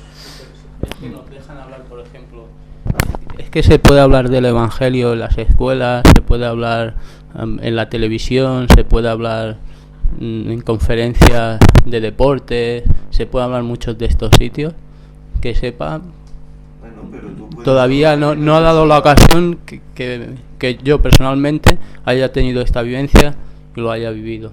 Quiero decir que cuando ha hablado ha sido a nivel de calle, o sea que por parte me siento que no me dejan expresar mi creencia cara a una sociedad. Bueno, eso lo vamos presentando en las conferencias, ¿no? Que cada vez eso va a ser más difícil de poder hacer, ¿eh? Porque hay una cierta mentalidad que se quiere imponer por ciertos medios y entonces si no estás acorde con eso, tú vas a quedar al margen, ¿no? Hay unas palabras de Ron Wyatt, ya sabéis, el que tantas veces hemos presentado en conferencias y aún hemos de presentar más, donde hay sus declaraciones póstumas antes de morir, que fueron registradas, las están traduciendo, doy las gracias a la persona que lo está haciendo, porque en breve lo podremos mostrar, siguiendo precisamente como una culminación a todos los temas que ahora estamos presentando conjuntamente con Ángel, en Puertas Dimensionales, porque vais a ver lo que antes decía Ángel, de la ley arriba, la ley abajo, y veréis qué cosas llega a decir él a este respecto. Y verdaderamente es para pensar y mucho, ¿eh? Y verdaderamente va a haber ese detonante que hará definir a la gente. porque estará obrando mucho Dios, pero Satanás también, y va a haber el punto clave que la gente se tendrá que definir, y eso tendrá mucho que ver. Una cosa, aquí hay una pregunta. Federic dice que Josep ha dicho lo de que tu boca será sellada, que no podrás hablar, explicar a alguien aunque te pregunte. Sí. Y él dice que es eso, que no lo entiende. ¿Cómo es posible? Sí, bueno, cuando el tiempo de gracia termine, entonces nadie podrá ya predicar el Evangelio, porque la suerte estará echada sobre cada ser humano. Por eso dice luego la Escritura, que en Apocalipsis dice, el que es justo siga siendo injusto, el que es santo siga santificándose, pero nadie podrá cambiar. Ni el justo podrá hacerse injusto, ni el injusto justo. Nadie podrá cambiar. Por eso, en ese sentido, nuestra boca será sellada, porque el Evangelio ya habrá sido predicado a todo el mundo. Y será predicado el Evangelio y entonces vendrá el fin. Es decir, con esa lluvia tardía, con ese fuerte pregón, el Evangelio será predicado a todo el mundo y cada uno tendrá que tomar su decisión. Automáticamente el tiempo de gracia terminará y ya nadie podrá predicar el Evangelio, ni escucharlo el que quiera, el que tenga hambre de él. Pero esto tiene una explicación. ¿Por qué Dios no permite eso? Pues porque aunque esas personas volviesen a recibirlo todo, si hiciesen caso sería por el temor al juicio divino, no por convicción y amor hacia Dios, sino por el temor a que aquí me fulminan, que es totalmente distinto. Por eso Dios dice, ya no hace falta. Como llegará un momento en que ya no habrá mártires. Por más que mueran, llegará un momento en que Dios dirá, hasta aquí, ya no hay más mártires, a partir de ahora estos ya son los 144.000, porque ya no tendrá sentido que alguien se muera para que otros, viendo el ejemplo de esa persona, se conviertan. Es más, se pitorrearían, aún no les serviría de nada, sino de placer. Esto será otra señal evidente de que ha terminado el tiempo de gracia. Ya no habrá mártires, ya nadie podrá ser muerto a manos de nadie, de ningún perseguidor. Y hay una cita del Conflicto de los Siglos de Elena White donde dice que la gente que esté detenida, porque habrá habido la persecución y se habrá detenido a muchos creyentes del sábado, que cuando se les vaya a clavar incluso alguna cosa, se volverá como paja. En esos momentos tú ya sabes que, señores, estáis sentenciados. Claro. A mí me llega la liberación, nada. Ahí se terminó el tiempo de gracia. Hay una cita de Elena White, que también aparece en el Conflicto de los Siglos, que nos dice, el gran conflicto ha terminado. Ya no hay más pecado ni pecadores. Todo el universo está purificado. La misma pulsación de armonía y de gozo late en toda la creación. De aquel que todo lo creó manan vida, luz y contentamiento por toda la extensión del espacio infinito. Desde el átomo más imperceptible hasta el mundo más vasto, todas las cosas, animadas e inanimadas, declaran su belleza sin mácula y en júbilo perfecto, que Dios es amor. Así va a terminar todo. Armonía otra vez. Como si el mal no hubiese existido jamás. Todo irá bien. ¿Vale la pena luchar por eso? Bueno, ¿quién no lo desea eso, no? Una pregunta que siempre vuela por ahí. Aquí dice, todo el universo será purificado. Cuando Adán y Eva pecaron, ¿el pecado se extendió a todo el universo o solo a la tierra? No, solo quedó confinado aquí en la tierra. Satanás ya no fue a otros mundos. Satanás queda aquí como prisionero de esta tierra. Tiene acceso solo al cielo, lo vemos en el libro de Job, pero cuando Cristo muere en la cruz se le acaba eso. A partir de entonces Satanás queda confinado para solo poder venir a fastidiar aquí. Pero mirad que cuando dice que todo el universo queda limpio, ¿dónde se nos dice que está Satanás? Lo hemos visto en las conferencias, ¿verdad? Está en algún sitio del espacio. Y desde allí actúa y manda a los suyos aquí. Y eso no quiere decir que él no venga también y la vaya liando por aquí directamente. Pero él tiene su trono en algún sitio. Y a veces, también lo vemos en textos bíblicos, que pone su trono en distintos lugares. Eso ha aparecido en textos bíblicos. El trono de Satanás está aquí, está allá, pero él está en las regiones celestes. Por tanto, esa purificación debe llegar, porque allí donde esté él, lo impregna de su pudor. De pudor, bueno, ¿cómo sería en castellano? De su tufa, su tufillo o hedor. de su maldad, de sus tinieblas. ¿Sabéis? Hay algo que yo siempre recordaré, y fue cuando tuve esas experiencias de apariciones de demonios, y ves verdaderamente tinieblas a tu alrededor, una niebla oscura con un hedor, yo eso, no era azufre, pero es una olor asquerosa, y yo siempre recordaré eso, porque lo he vivido en más de una ocasión. Por tanto, entiendo cuando dice que está en tinieblas, y que no está en luz, está en tinieblas, porque te das cuenta que dices, madre mía, es que si no estás con Dios, estás viviendo eso, estás participando de eso, porque ¿qué pasa? Los ángeles de Dios se apartan, ¿y quién se quedan contigo si haces el mal? Los otros. Y eso te impregna también a ti. Llevan 6.000 años pudriéndose, pues así morirán. Pues... 6.000 años sin la base. Pues por eso hace falta esa purificación del universo. Bueno, después aquí nos dice también alguna cosa más de qué manera la realidad del juicio debe impactar en la manera en que vivimos. Eso es algo que nos debería hacer pensar, ¿eh? Y a veces nos dejamos arrastrar y eso lo pensamos después. Pero eso nos debería hacer pensar de que mi nombre va a ser pasado. Y, ¿sabéis? Es curioso porque yo veo que en esta lección se encara que todas las personas que su nombre es pasado por este juicio tienen que estar contentos porque su nombre está siendo en juicio. ¿Es así esto? Básicamente lo que dice es que no debes temer al juicio. Básicamente lo que dice aquí es... Pero si el contento por ser juzgado por Dios, porque el juicio de Dios va a ser justo, que si lo hiciese cualquier otro no sería justo, pero eso quiere decir que no tengamos que estar con expectación de si nuestro nombre es pasado allí o no, y hemos de estar bien, voy a ser juzgado. No, en serio, ¿eh? A ver, nosotros esperamos que nuestro nombre pase ahora, en este juicio investigado. Porque si no pasa, es que pasará en el otro juicio, que es el de los perdidos. Pero cuando se pasa este juicio... Pero claro, tú no lo sabrás. La seguridad ahora, no la tienes. Ah. Entonces tú lo que tienes que hacer hoy es vivir en relación con el Señor adecuadamente. Pero ¿no dice que este juicio es sobre todos los que se han manifestado ser pueblo de Dios? Sí. ¿Quiere decir que entonces todos son salvos? Entonces, ¿qué pasa aquí en este juicio? Pues en este juicio quiere decir que también alguien ha quedado fuera, ¿eh? Alguien ha sido borrado de ese libro de la vida, ¿eh? Entonces, cuidado con esa interpretación de que, mira, mi nombre va a pasar no sé qué día, desde 1844 hasta el final en este juicio, por tanto ya soy salvo. ¿Sí? Bueno, cuidado, porque se pasa sobre Adán hasta el último que dice que es ser pueblo de Dios. ¿Pero quiere decir que tú perteneces a esos salvos? ¿O has sido borrado? Ah. Dependerá de tu actitud, tu relación con Dios. Claro. Pues cuidado, porque en esta lección se nos encara esto.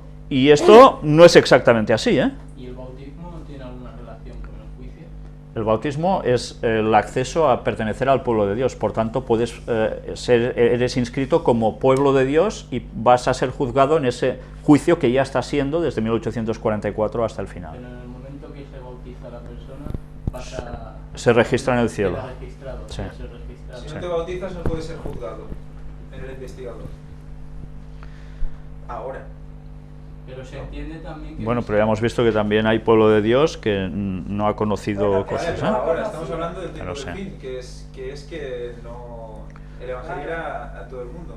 Ujú. Los que han conocido, sí.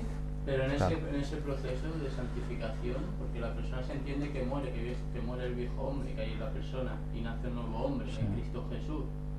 Se entiende que es santificada la persona. Bueno, y que todo lo que hace... Se Sí, entiende pero puedes caer. que has hecho el pacto con Dios y que tú quieres seguir, pero hay mucha gente que se bautiza porque, Sí. mira, mis padres me lo han dicho, ya tengo 15 años y me bautizo. O otros se bautizan y no terminan de estar convertidos. Y otros se bautizan y luego se van y lo abandonan todo. Entonces el bautismo no es una garantía de salvación, es la puerta que te dice, vale, pasa, y a partir de aquí, ¿qué haces? ¿Te quedas o te vas? ¿Eh? Podemos retroceder, ¿eh? Ahí comienza la vida de santificación. Claro, el proceso. El proceso de santificación. Pero aquí también entra un poco los diferentes contextos, el cambio que hubo de la era del pensamiento conservador a la nueva era del pensamiento liberal.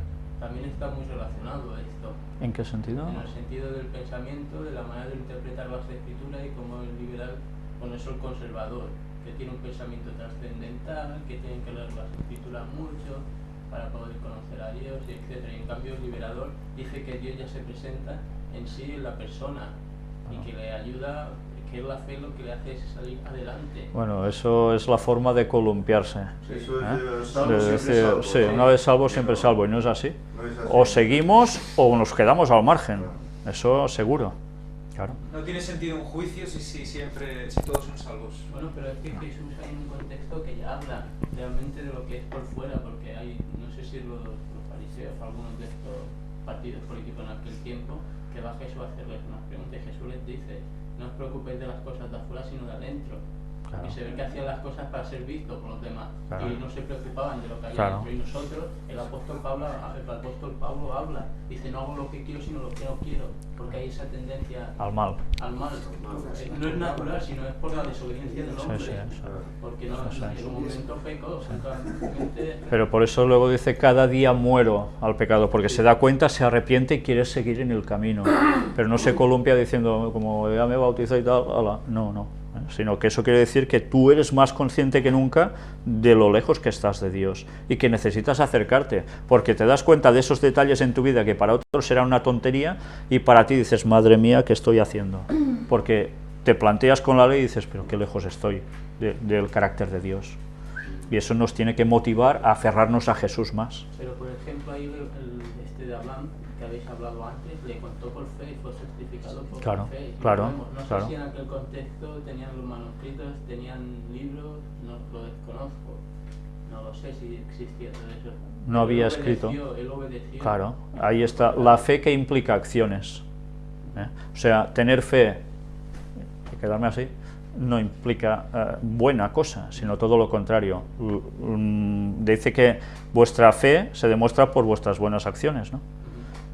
Pero puede haber buenas acciones y no haber fe también. Y entonces el plan fariseo, ¿no? Pero Abraham conocía la ley, porque dice, anduvo mis leyes, mis Claro. mandamientos. No estaba escrita, pero él la conocía. Todo el mundo sabía lo que había en verdad. Y es lo que venimos diciendo, las constelaciones, que ahora no nos las miramos, porque no vemos nada prácticamente por la noche, estaban escrito todo el mensaje de salvación de la humanidad, desde el Génesis hasta el final. Ellos sabían lo que había y además... Dicen los Reyes Magos, ¿no? Dice, porque hemos visto la estrella. Sí, y además... Por lo que les decían las estrellas. Abraham tenía una comunión muy íntima con Dios. Por eso Isaac, su hijo, no sale corriendo. Dice, mi padre se ha vuelto loco y se va y que sacrifique a su tía. No, no. Sino que como sabe que su padre es como es de bueno, por esa relación que tiene con Dios, él confía en él. Entonces esa fe se demuestra por obras. Y eso no quiere decir que se tuvieran que columpiar, no, no. Ser conscientes de que cada día hemos de seguir por el camino, cada día. Hay que diferenciar, yo creo que el tema es diferenciar entre la justificación y la santificación. Sí. La muerte de Cristo nos hace justos. Paga por nosotros. Justifica. La santificación es el efecto en tu vida que te hace perfeccionarte. El santo es perfecto. Pero no se diferencia tanto, porque una cosa tiene que ir unida con la otra. Primero es una cosa y luego la otra. Ya. Primero una cosa y luego la otra, pero una es dada y la otra la tienes que ir Trabajando. tienes que ir trabajando durante toda tu vida, porque cuanto más cerca, dice Elena White, más lejos te sientes. Cuanto más cerca estás de Dios, más lejos te sientes. Tienes que pulir tu Es carácter. lo que le pasaba a Pablo. Más perfecto, más humilde. No, y esto lo hace el poder de Dios en ti. Si Son el dos poder cosas de Dios no diferentes. puedes. Sí, pero son dos cosas diferentes que no pueden subsistir. Que una van sin la otra. unidas. Claro, van Sí, unidas, claro, por claro, supuesto. evidentemente. Por supuesto. Sin la muerte de Cristo no hay la posibilidad de santificación.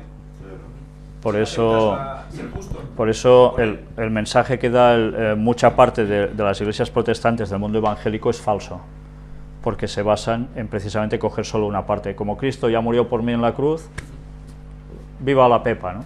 Pues no. No, viva la Pepa, no. Tú tienes que hacer lo que tienes que hacer.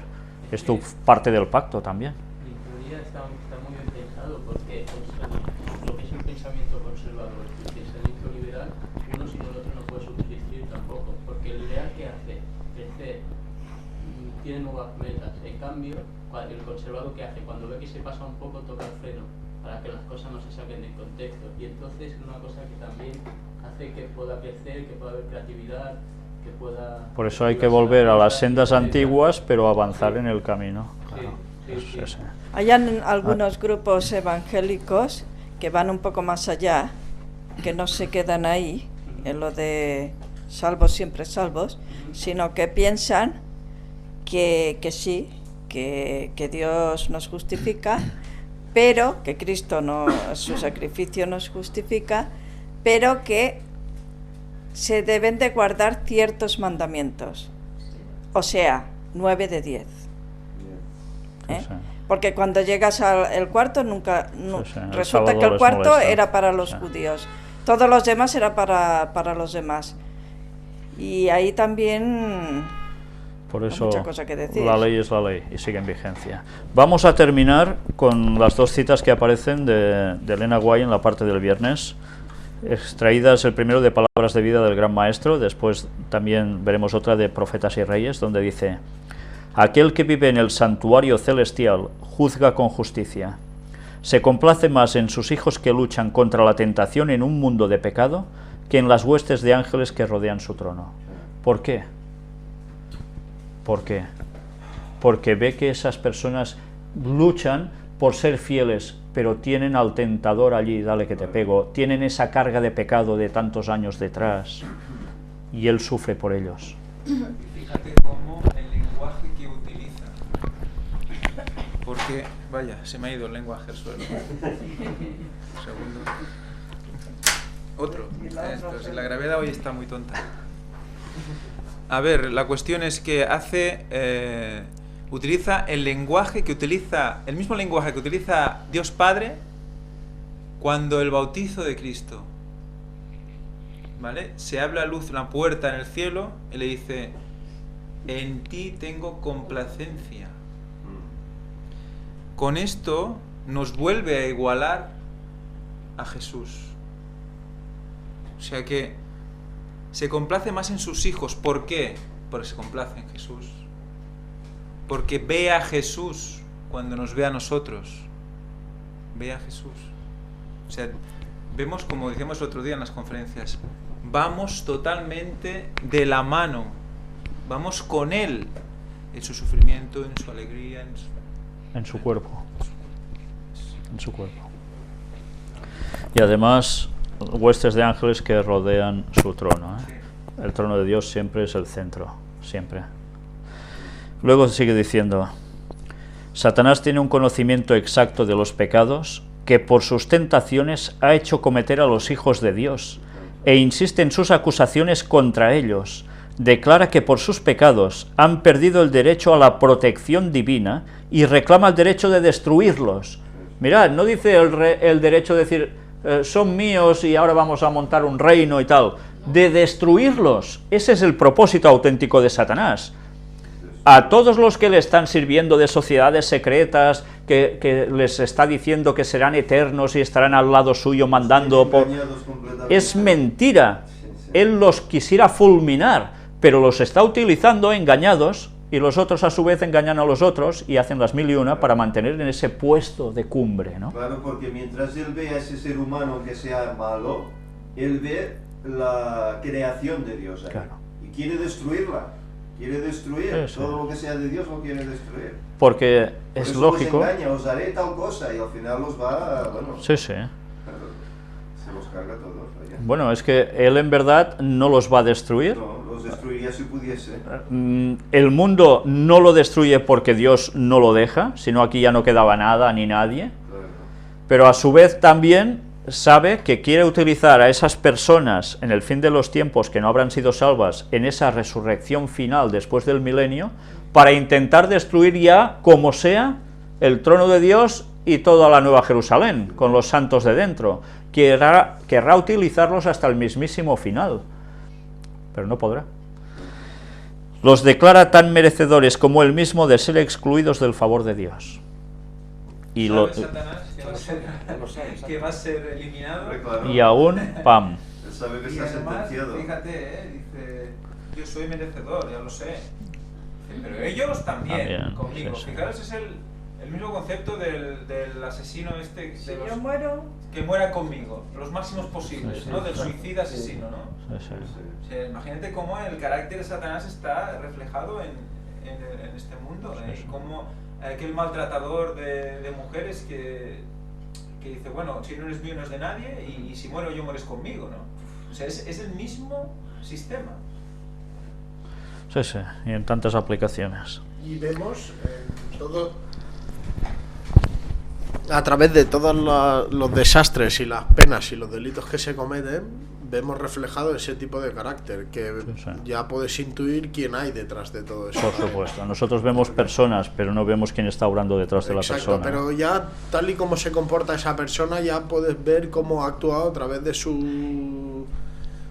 mente, ¿no? Claro. De alguna manera. Nunca mejor dicho, ya lo hueles, ¿eh? Sí, ya se huele, ya se huele. Sin embargo, aunque los seguidores de Cristo han pecado, no se han entregado al dominio de los agentes satánicos. O sea, han querido levantarse y seguir, han sido conscientes de su pecado. Se han arrepentido de sus pecados, han buscado al Señor con humildad y contrición. Y el abogado divino intercede en su favor, o sea, Cristo. El que más fue ultrajado por su ingratitud, el que conoce sus pecados y también su arrepentimiento declara: Jehová te reprenda, oh Satán, yo di mi vida por estas almas, sus nombres están esculpidos en las palmas de mis manos. Pueden tener imperfecciones de carácter, pueden haber fracasado en sus esfuerzos, pero se han arrepentido y las he perdonado y aceptado.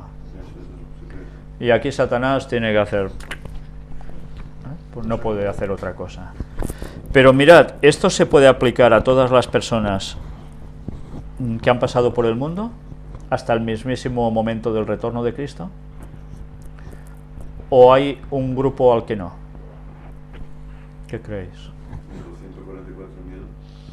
Los 144.000 habrán pasado por esta etapa, pero habrá llegado un momento en que la perfección de su carácter va a ser total. Son sin mancha.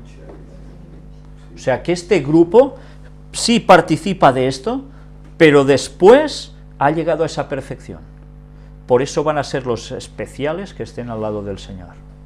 Porque ser con esta perfección de carácter, si no es con la ayuda de Dios, pero poniendo ellos toda su parte en todo lo que se nos viene encima, pues bueno, ya os podéis imaginar la situación, ¿no?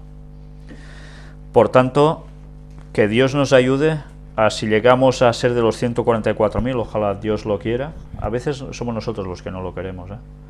¿Sabéis? Hay personas que a veces me escriben y me dicen: yo prefiero no ser de los 144.000, porque tengo miedo de lo que va a pasar. Y como no quiero sufrir ni ver estas cosas, quiero que Dios se me lleve antes. Bueno, es una opción, pero es Dios el que decide. Pero nuestro propósito no es correcto entonces. Elena White dice: procurad ser de los 144. Claro, pero yo creo que esta persona que tiene miedo de ver todo esto es porque todavía no está lo suficientemente limpia como para afrontar eso. Pero yo creo que los 144.000 serán personas con una serenidad increíble y preparados para ver eso y lo que Dios quiera, ¿entiendes? Por supuesto. Entonces, lo que hemos de hacer si nos vemos... ¿Y quién se ve capaz de soportar esas cosas? Si ya pasamos por cualquier problemilla, ya... Uy, Pero es que los pues 144.000 tampoco se verán capaces. No. Es que no son capaces, nadie es capaz. nadie. Dios no se verán capaces, pero lo serán, ¿no? Lo serán. Ahí está la historia, Esa es la la sensación de estar más cerca pero más lejos. O sea, ¿serán o se sentirán más lejos de Dios? Se sentirán... Por definición. Claro. ¿Qué escribe Elena White sobre los mártires? Que nadie en el fondo tiene ganas de ser un mártir, ¿verdad? Y que ninguno está preparado para ser un mártir, pero que cuando llega la ocasión, Dios le pone en esa persona el todo para ser un mártir. La firmeza, Sí, la confianza. porque por sí mismo no podría. Pues en los 144.000 va a suceder lo mismo. Dios nos va a ayudar a poder hacerlo. pero tiene que haber ese firme propósito nuestro de poder llegar a este momento. La intención. Claro. ¿Sabéis? Cuando conté esa vez mi experiencia sobre Jesús, yo os puedo decir la verdad, o sea, esa sensación de amor que te transmite, nada, ni nadie te la puede dar, os lo aseguro, es que es imposible. Y pienso, y esto es lo que los 144.000 notarán toda la eternidad, porque estarán siempre con Jesús. Es que yo quiero ser de esos, porque ese sentimiento yo no lo puedo describir, solo sé que es lo mejor que me ha pasado en la vida. Por eso quiero ser de esos 144.000, se lo pido al Señor cada día. Luego, si Él no quiere por lo que sea, pues bueno, pero yo ganas después de haber vivido lo que viví, no sabéis las que tengo. Pues yo no os lo puedo transmitir de ningún otro modo porque no tengo palabras para eso. Pero sí, por todo lo que sabemos, que ser de los 144.000 va a ser el mayor privilegio de los seres humanos de toda la historia. Yo quería hacer un último comentario y recordar, bueno, a los que estamos aquí, a los que nos están siguiendo por el internet, que hablamos de la terminación del tiempo de gracia, hablamos de un juicio, pero recordemos que nosotros somos seres mortales aún, y que para nosotros se termina nuestro tiempo de gracia cuando nos morimos. Sí, bueno. Entonces debemos de estar, como tú decías, en la sensación del juicio, ¿qué nos debe hacer pensar? Vivir con eso, que estamos enfrentando un juicio y que no sabemos que en cualquier momento Dios nos puede llamar al descanso. Nosotros no podemos saber qué va a pasar mañana o qué va a pasar al siguiente minuto. ¿Por qué? Porque solo Dios lo sabe. Entonces debemos de estar siempre constantemente orando en nuestra mente a Dios, diciéndole perdón por nuestros pecados, porque en cualquier momento nos puede llamar a descansar. ¿Y cómo vamos a estar? Pasa Como nuestro, si ese día fuese el último. como exactamente, vivir un día a la vez. Y obviamente yo creo que a los que conocen muy bien la palabra de Dios, cada uno tiene las ganas de ser de los 144.000, pero obviamente la voluntad de Dios es la que prevalece. Y lo que debemos de estar siempre pensando es que realmente debemos de buscar y procurar esa santidad, porque si nos llama al descanso el Señor, pues vamos a poder ser salvos, pero si no, entonces nuestro tiempo de gracia se termina el día que nos morimos. Para algunos, para otros, pues va a ser diferente, pero debemos de tener siempre en cuenta eso.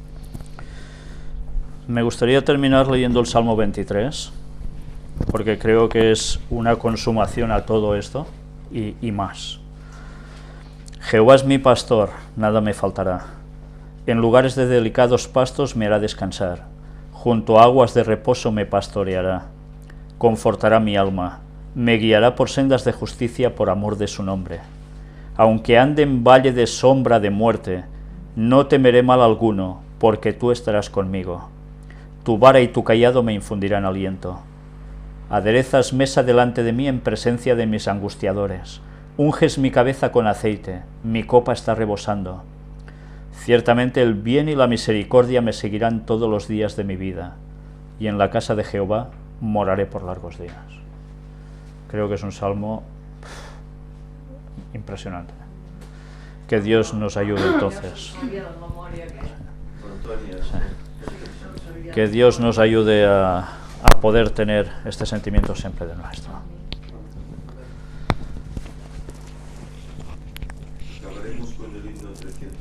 Finalizaremos con el himno 312 y mientras tanto recordaros que esta tarde no hay conferencia en directo, ya sabéis que ahora las hemos pasado a martes y jueves normalmente, a menos que haya alguna situación que nos obligue a cambiarlo, y si se transmite algo va a ser quizás, supongo, la última en diferido, que creo que ya está subida o no, aún no, ¿sí?